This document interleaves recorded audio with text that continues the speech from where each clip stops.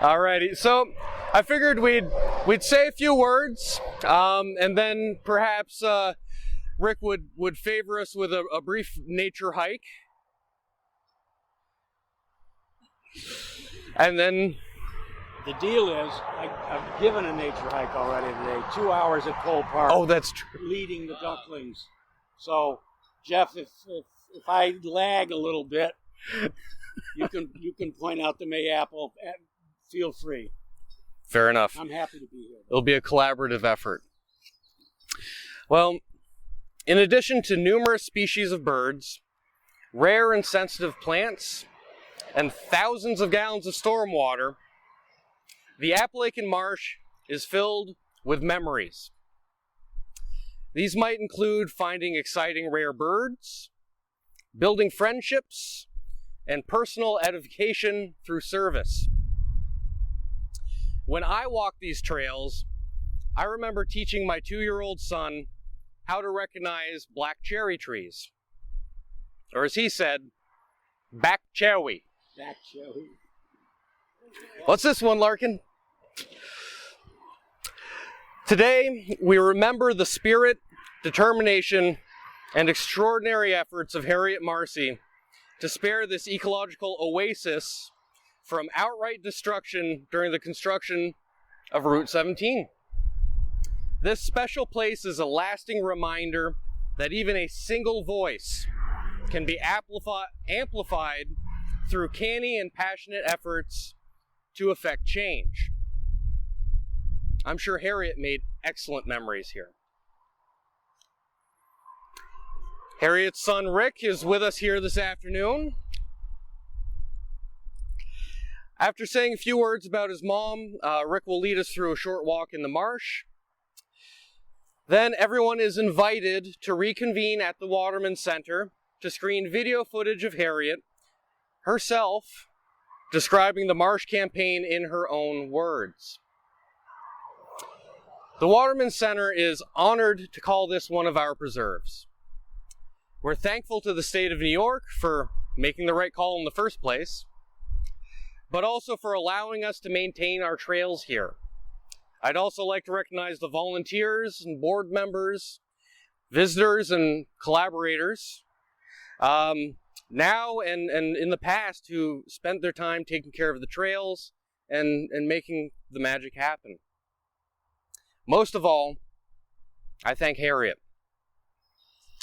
Everyone, may I present Rick Marsi. Thanks, Chris. I do hope you can join me at the center to watch this video. It's extraordinary.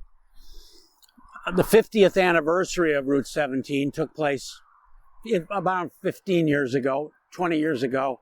I don't remember. My mother was 85, and WSKG wanted to do a documentary on the 50th anniversary of the construction of this road. It's a major road from, Chautauqua in the west all the way to, Monticello, beyond Monticello to New York City. And so as part of their documentary, they called me and said, do you think your mother would be willing to sit down and recount her efforts to save the marsh in Apalachin when they were building the road? I said, sure. So I had my mom, who lived just 100 yards down the road from me, come up to my house, and the film crew came up from SKG, and we sat down, my mom and I, and for a half an hour, it was basically her telling the story of her love of this marsh in the 50s, coming to discover the stakes and the tape, the surveyor's tape right through the middle of it, confronting guys on bulldozers, going to the DOT regional office in Hornell, arguing, getting ridiculed literally for being this lady who thought she was an engineer and was telling the real engineers what to do. Anyway, the bottom line is she won, and I won't go on to. Are you all planning to come to okay, all right. It's going to be available. It might be on the website, but the bottom line is then, Scott, she didn't know how she was doing.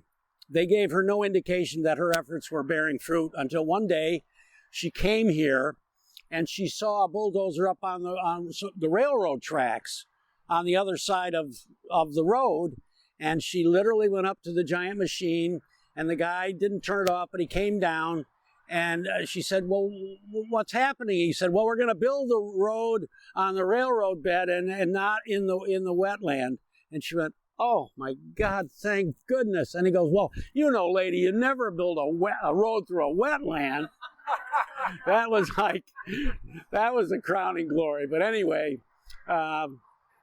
it was a wonderful day. And just a word about my mother. She came here in 1946, right after World War II. I was born in 1946. She lived in New York City with my father, who was an attorney. And she was an outdoor girl from the get-go. She had a master's in botany from the University of North Carolina. This would be in 1930s. Went to Wellesley College, an educated lady, but she was a dirt farmer. She loved to get dirty, and she loved all aspects of nature. And she convinced my father from Brooklyn, lifelong Brooklyn guy, who was practicing law in New York City, Manhattan, to move. So he looked in the want ads, and he saw an ad for lawyer wanted in Binghamton, New York. And he came up, interviewed with this guy, Lloyd Anderson, got the job, and we all moved to Binghamton. This was in 46. I'm sure she found this marsh fast. So let's say she found it in 50. In 50, she had already founded the Naturalist Club of Broome County. She went on to be the chairman of the Central New York chapter of the Nature Conservancy. She was president of NYSOA, which is the ornithology organization in New York State. The list goes on and on. Beyond that, though, she was the most charismatic, wonderful personality anyone had ever met. So she would go to schools with her monarch butterfly display and, give the chrysalises to the kids, and they would watch the butterflies come out. She would take university students on walks. Didn't matter what the age was. You fell in love with my mother immediately. She was that kind of personality, and she loved the outdoors. So as a result, I came along, and, I'm thrilled that this wetland has been preserved. But if you do get a chance, Scott, to see this video, what you'll see is she's 85 in the video, sharp as a tack, got her hair done, she's looking great. And I'm just sitting there marveling, and her personality, Chris will, I think, attest, comes through. You'll get to know her because she talks for like 15 or 20 minutes. So it's really exciting to be here. And the idea that now it's Harriet's Crossing, that's a pretty cool thing. I initially tried to get them to put a sign up where the road splits, just a small sign that said like the Harriet Marsi Memorial Wetland. I think it would be absolutely fitting. And I got something like, we don't do that. Plant a tree somewhere. So I'm happy with this. This is great. And spread the word. We need to get more people here. We need to get more members of Waterman, rich members. We need to find wealthy, really rich people who don't know what to do with their money and would like to throw a whole bunch of it into a great conservation cause, because I think Chris could come up with a few projects here or there, that would be worthy. That's it. Again, thanks for coming. Thank you.